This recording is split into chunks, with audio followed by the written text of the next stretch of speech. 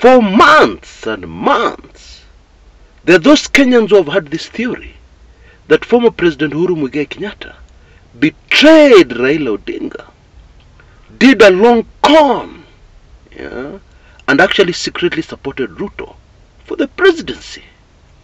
That theory has gained a lot of traction, even amongst regulars on this channel, who are usually ahead of the game when it comes to analyzing our politics. But yesterday, at the Democratic Republic of Congo, at the swearing in of incumbent President Félix Tshisekedi Tshilombo, that theory was destroyed. Mchana, in broad daylight, it was completely dismantled, destroyed, and thrown straight into the trash can where it belongs. Even for those with no ability to read body language, it was impossible to miss the tension between current President Wiliam Ruto and former President Uhuru Kenyatta, who was seated just a few meters away, very close. The tension was even visible in photographs, more visible than the images on those photographs.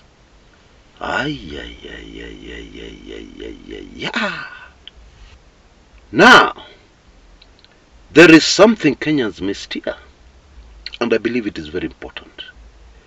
There is a VIP, a dignitary, who was missing in this function. Okay? And I believe the fact that that individual was missing has very far-reaching political consequences in the country called Kenya. And of course that individual is Azimio leader Raila Amolo Odinga. Now, according to some sources, Uhuru was representing Azimio at this swearing-in function.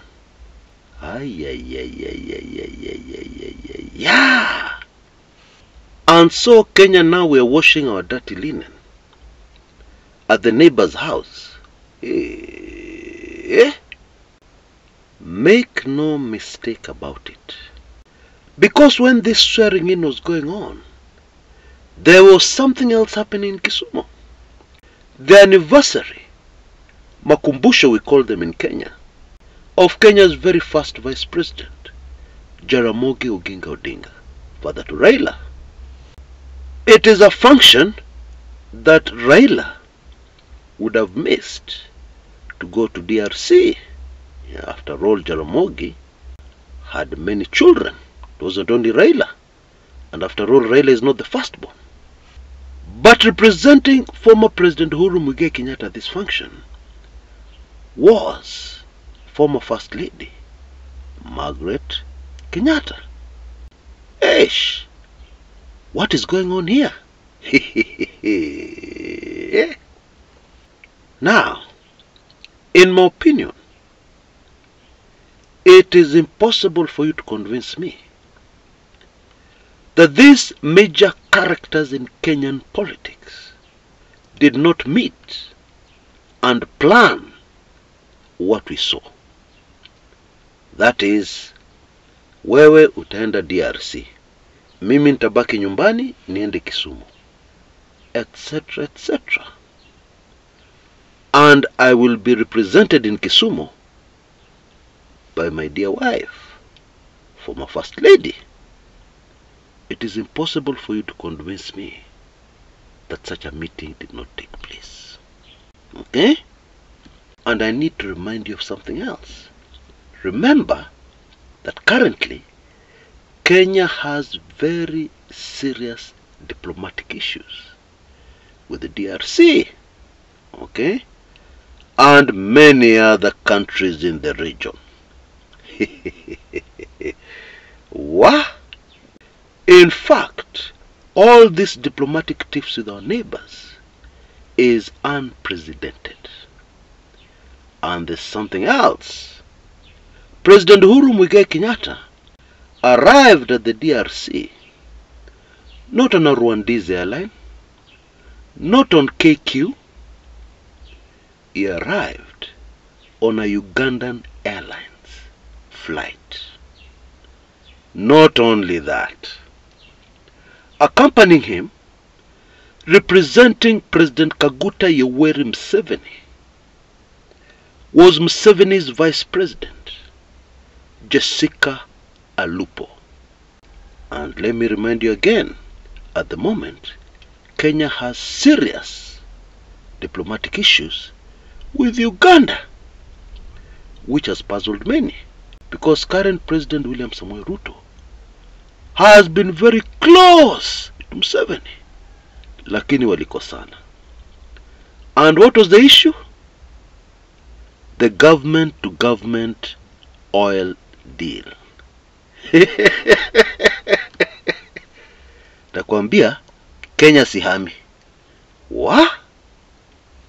But now let us put it all together so that we get a clear overview of the drama, bin drama, Arab drama, side drama, yote pamoja, that unfolded yesterday in East Africa.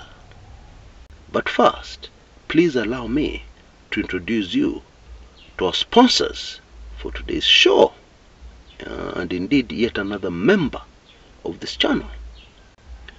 Josephine produces music, and her collection of music is very inspirational, which is especially timely just now when Kenyans are going through so much.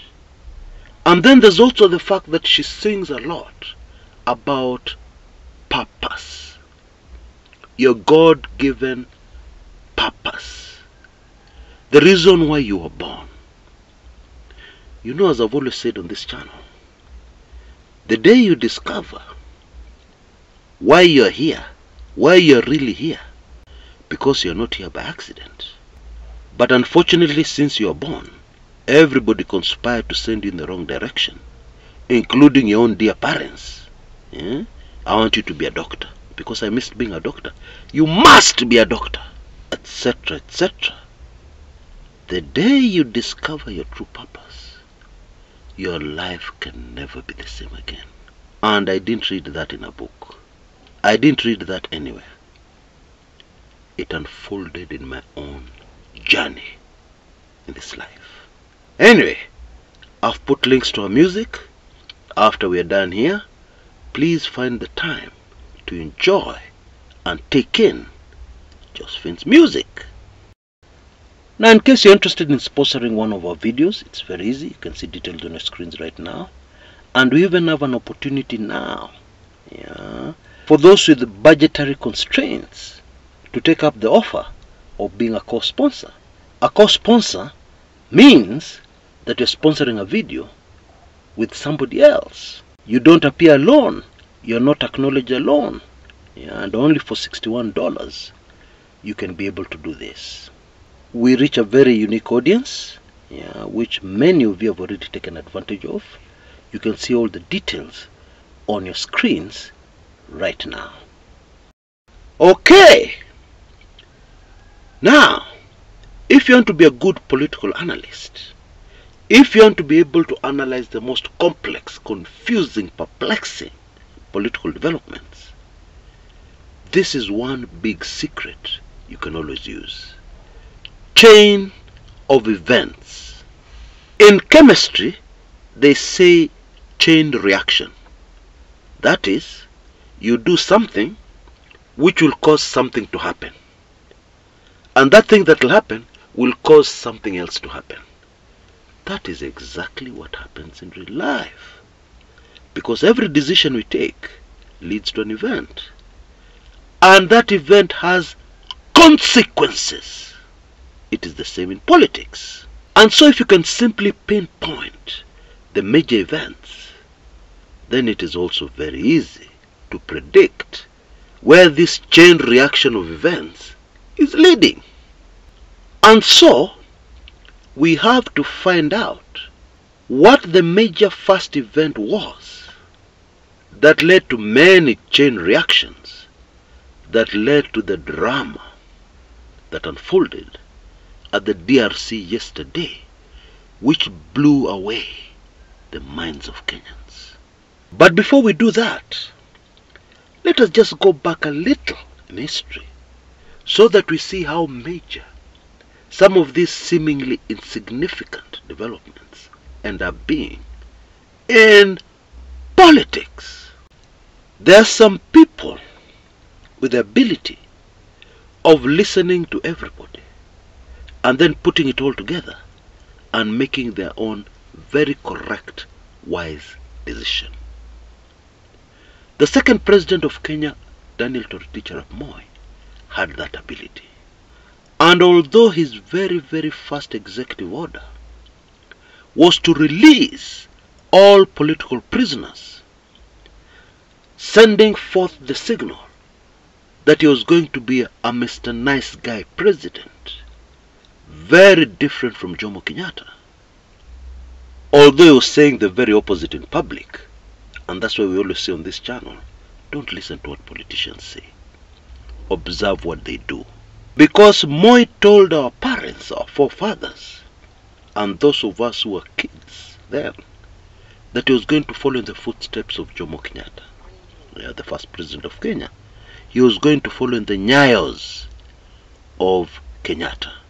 But in reality, he was very uncomfortable with many of the things that Jomo Kenyatta had done during his presidency. But naturally, to tell Kenyans that would be political suicide. And so 1978, Moi took over. 79, 80, kikaumana. It was clear that there was no way Moi was going to remain president unless he changed tact. He completely changed from a Mr. Nice Guy president to at least a president who could be feared. Classic Machiavelli. Yeah? You know that Italian thinker, philosopher, the man who wrote The Prince. Remember what he said? It is better to be feared, that is in politics. It is better to be feared than to be loved. And in politics, that will always be true. Anywhere in the world. And so, Moi suddenly started detaining people. Call that the first significant event in this particular analysis. The reactions of Kenyans, they didn't fear Moi. They started revolting. Chini ya maji, slowly. Moi was advised, if you can't stop this, you'll be gone within no time. Keep your mind on the fact that events influence other events. Chain reaction. And so the idea of an attempted coup was born within the intelligence community. And the 1982 botched coup allegedly unfolded. Please take careful note of the fact that this happened only 3.5 years after Moi had taken over power. Nakwambia siasa si mchezo. Leading a country is not leading a kiosk. It is very different, as some people have now discovered. They didn't know, now they know. And so after the 1982 coup, the intelligence community was once again busy creating imaginary enemies of Moi so that Moi would clamp down, rule with an iron hand. And things in Kenya stabilized. Kenyans, of course, stopped loving Moi. But then, don't forget, it is better to be feared than to be loved. And so when the next general elections came along, Moi was confident because he was in full control. And therefore, he made a terrible mistake. 1988 were the controversial, infamous Mlolongo elections. Yeah, you line up before the candidate of your choice. That is how the primaries of those elections were held. And even more significant, if the people lining up behind you were 70% of the people who voted, then there would be no general election in that particular constituency. That was probably the most messy general election in the history of Kenya, because we had people with shorter queues being declared the winner. In other words, you rig an election and then you show the people, I have rigged. Mutadu. They even tried this trick in Othaya, Mwai Kibaki's constituency, because the inner circle of Moi wanted to get rid of Kibaki. Why? Moi did not need any people with influence close to his presidency. Pure and simple. And so the way this thing worked is that people lined up. The returning officer, who was the district commissioner, government employee, made a call to Nairobi. Hello? So-and-so has the longer queue. Then Nairobi says, hold on. And then Nairobi comes back on the line. Okay, you can declare that one the winner. And then in another case, Nairobi comes back on the line and says, no, declare so-and-so the winner. We know he has the shorter line, he has the shorter queue behind him, but we don't like that one with the longer queue. Declare so-and-so the winner. And so the government employee, the district commissioner, follows orders. And that is what happened in Othaya. And when Mwai Kibaki was declared the loser, the electorate in Othaya, the people of Othaya, quietly went back to their homes. Not to sit and do nothing. They went back to their homes to collect pangas and weapons. But by the time they started returning to where their candidate, Mwai Kibaki, had been declared loser, the district commissioner had already come back and told the people, sorry, I made a mistake. I didn't see nicely. The winner is Mwai Kibaki. True story. It happened. Anyway, in many other parts of Kenya, they were not as lucky as Othaya. And therefore that event of the messy rigged general elections had a reaction from the people. The people of Kenya decided Moi must go. Historians will record that the second liberation kicked off properly after the botched 1988 general elections. 1989, 1990, it reached the climax. Moi must go. Moi must go. But what saved Moi was his God-given wisdom. You know, there's only one way to stop a wave. Only one, not two. And the way to stop a wave, especially a political wave against you, is to ride with it. And therefore Moi rode with the multi-party wave, and he allowed multi-party democracy back into Kenya, with a very slight adjustment which nobody noticed at the time. Moi was not called a giraffe for nothing. A giraffe who could see very far, as the rest of us are seeing just here. And what Moi did, he carefully planned for the future which Kenyans had not yet seen. You see, the minute Moi allowed multi-party democracy back into the country, every Kenyan knew Moi was going. Because as soon as an election would come, Moi would be voted out. Nobody wanted him. But of course that is not what happened. Moi had made his careful plans intricately, And so Moi rigged himself back in 1992 after dividing the opposition. And he did the same in 1997 after dividing the opposition. This thing that Kenyans had not seen is that the powers of the presidency at that time, given to the president by the constitution at that time, made it possible for him to do very many things legally to keep himself in power. Like choose who's going to run the elections, choose the returning officers, etc., etc. And those events, of course, influenced the events of 2002 December. If you are a foreigner observing those elections, you would think that Moi was vying in those elections. You would not believe that he was leaving power and that he had chosen a heir, Uhuru Kenyatta, to take over from him. Because the atmosphere, the chanting, everything at Uhuru Park, after Kibaki was declared the winner, suggested that Kibaki had beaten Moi, not the real candidate Kibaki was facing in those elections, Uhuru Kenyatta. But back to the present, because I think I've made my point. I think we all understand now the power of every event to influence the next event.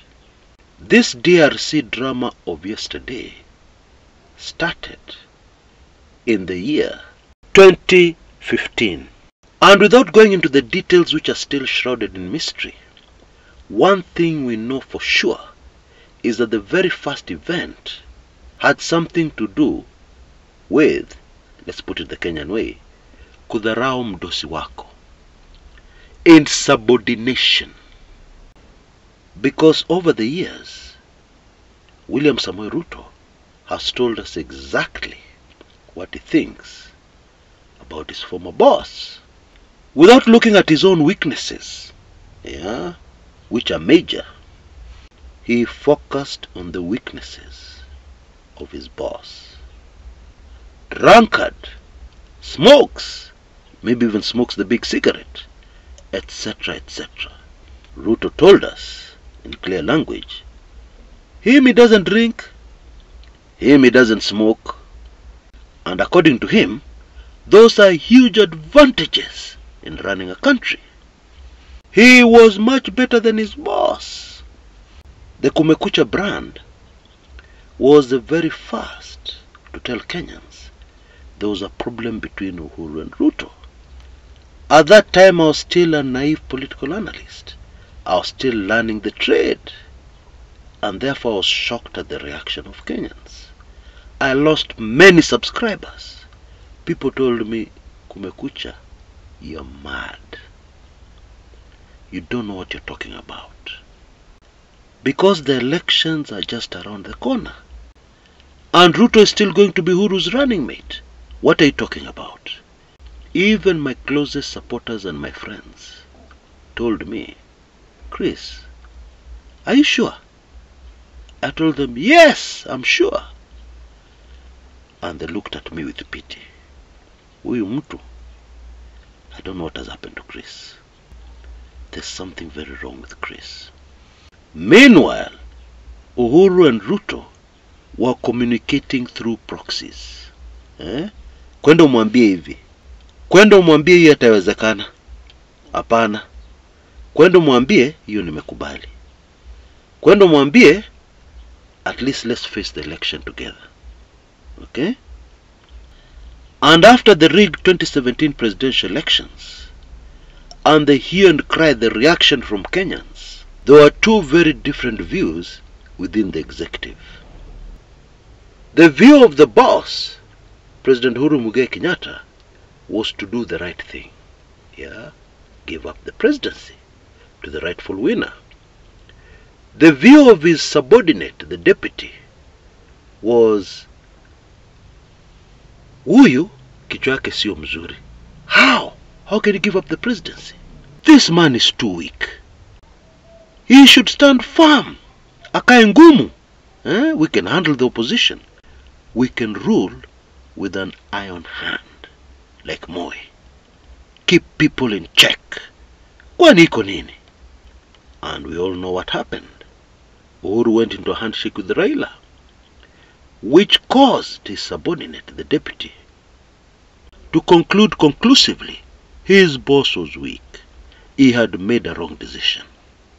He was not fit to be president. Ruto knew better how to be a president, and he was going to prove it. Now at this juncture, it became very clear to Kenyans that what they had been told by a very obscure blogger was actually true. Everybody knew that there was a huge problem between Uhuru and Ruto. And we all know what happened in August 2022. Ruto ended up winning over his boss, and he was over the moon. And now he folded his sleeves to prove that actually he was better than his boss, so that everybody could be able to see. Now, unfortunately, that is not how things turned out. And the true situation right now came out very clearly yesterday in the Democratic Republic of Congo. Ruto had all the reason in the world to be very mad, because it was very clear at the DRC that leaders in the region, Museveni, the DRC president, and maybe many others who are not there, have more confidence in former President Uhuru Kenyatta as a leader than they do about the current President of Kenya, William Ruto. That was crystal clear. President Museveni used his fuel to get Uhuru to Congo and even sent his representative. The President of Congo did something very crazy, which even the most naive student diplomat would have told him this is a no-no. He invited former President Uhuru Kenyatta and at the same time invited President Ruto. How now? And then to make matters worse, the sitting arrangements. You put the current president here on the front row, and then just behind you put former President Uhuru Kenyatta. Esh! We're President of Congo. What are you trying to do here? What? In my opinion, the message is coming out very loud and very clear, from leaders in the region, reflected by the current problems the government of Kenya seems to have with all the leaders in the region. We have problems with every single leader in the region. Tanzania the other day banned KQ flights to Dar es Salaam. We have a problem with Uganda. We have a problem with Rwanda. What? Maybe the best approach here is to analyze which African leader in the region do we not have a problem with. That should be the analysis. And that one you have to look very hard. And find evidence that we have no problem with that country. You will have to look very, very hard. And by the way, that is a major event. And you can be sure there will be a chain reaction. The next event will happen because this has happened. That's how it goes. Now there is a very simple way Ruto would have diffused this situation. Very simple. If only he had removed his feelings, he would have solved this one very simply. What I would have done if I was him, I would have ridden on the same jet with Uhuru. Taken pictures smiling with Uhuru. And when I get to the stadium where the swearing in is going to happen, I would have gone out of my way to look for Uhuru, shake his hand and smile very hard, and hug him, and kiss him before taking my seat. And that way I would have frustrated this move against me. Very easy. You know, when your emotions are ruling, it is hard to rule. Because leading a country, ruling a country, is not the same as ruling a kiosk. They are very different. Until next time, this is Chris Kumekucha.